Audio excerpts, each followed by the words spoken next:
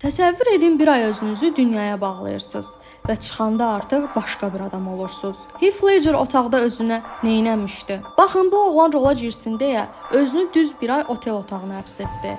Heç kimlə danışmadı, gün işığı görmədi. Beynində sadəcə Jokerin o dəli səsləri fəryad qoparırdı. Bir Joker gündəliyi tutmuşdu.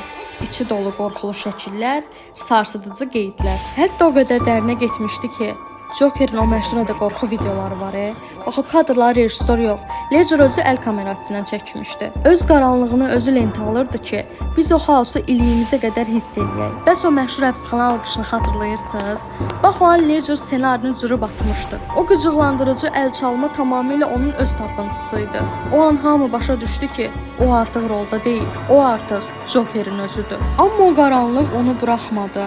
Çəkilişlər qutarsa da Ledger roldan çıxa bilmədi. Gecələr gözünə yuxu getmirdi, ruhu dincəlmirdi və bir gün onu otel otağında tək tənha tapanda hər şey üçün çox gec idi. Son sözü isə gündəliyindəki o iri hərflər oldu. Bye bye.